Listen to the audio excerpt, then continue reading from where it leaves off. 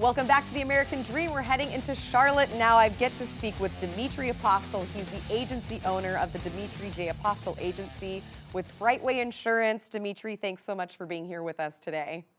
Yeah, great to be here. We've got some great topics to cover. So I know the first question is, with online reviews being so prevalent, do you think that online reviews are a decent way or a good way to determine the quality of the carrier or agency for insurance?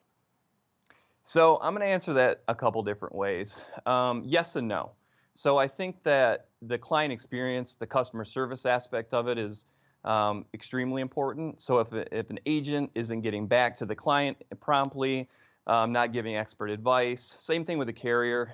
If someone filed a claim and they're not getting back to the client quickly or in a way that the client expects, then that's an issue. Then that definitely needs to be addressed.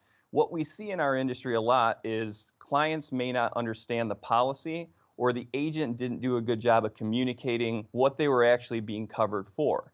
So sometimes those online reviews can be a little misleading because the client may not understand insurance in general, or the agent may not have done a great job of explaining to them the coverages that they have, what they're covered against. Sometimes, and I mentioned previously, deductibles. They're shocked when they see a $15,000 deductible. So I think they're good for that.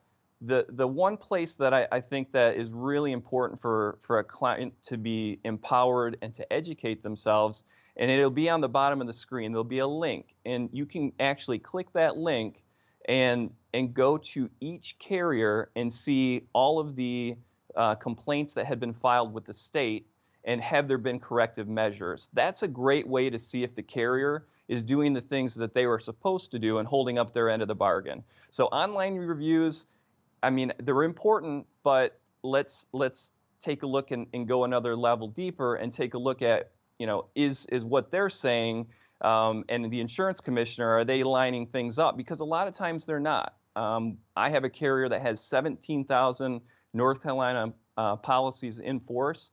One complaint, and it was just a price complaint. Their price went up, and unfortunately, sometimes that happens in insurance. So, and that person could have gone online and wrote a really nasty review about the carrier, but that's just the nature of insurance sometimes, and that that complaint didn't really hold any water with the state. So I think it's important to look at it from two different angles to get a real accurate view of what it looks like.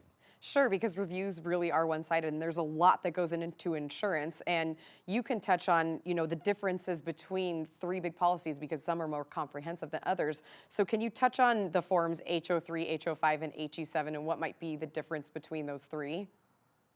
Absolutely. So an HE3 form is the most prevalent form.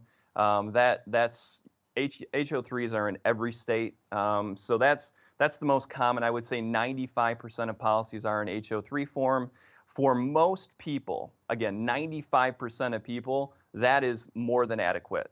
An HE7 form, and I want to talk about that a little bit more in detail just because it's a state-specific form here in North Carolina. We run into that a lot where I see it more than probably what's necessary. And my philosophy on insurance is never want to be underinsured. You always want to be slightly overinsured just to make sure that we're covering anything that could possibly happen. But then there's overkill. And sometimes in the form of an HE7, it is overkill. You're paying more for something that you may never use, and it doesn't really apply to your specific situation. So for most people, an HO3 policy is going to be more than adequate. In fact, that's what I have in my own house. So I think it's important for the client to say, hey, is an HE7 something I need? Is an HO5 something that I need? Is an HO3 good enough? What is the difference, and why would I need to do this, that, or the other? So I think it's important for the client to really ask those questions, and you have to trust your agent that he's going to give you great advice, he or she. And I think that it's being educated on that subject is really important.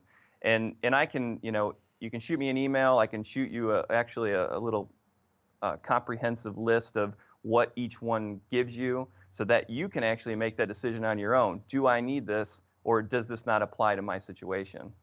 Absolutely. It's somebody like you who can really hone in on each item and see what's best for the client. So now how do you work with lenders and realtors to help their clients achieve the American dream? So yeah, I work with primarily lenders and realtors day in and day out. First-time home buyers, people who are buying their second, third house, people that are buying another home at the beach, a secondary residence. So a lot of nuances, a lot of things that go into it. Again, I've mentioned in previous episodes that it's important to take a look at your financial picture at that point. Take a look at everything, and insurance is definitely a huge component of that.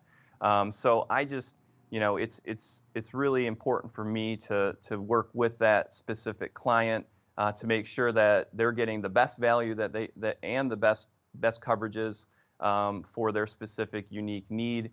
Making sure that if they're working with numbers on a house, that not only does the home insurance fit into their budget, everything else kind of falls in behind that as far as coverages. So we just work really, really hard to facilitate closings happening in a timely manner.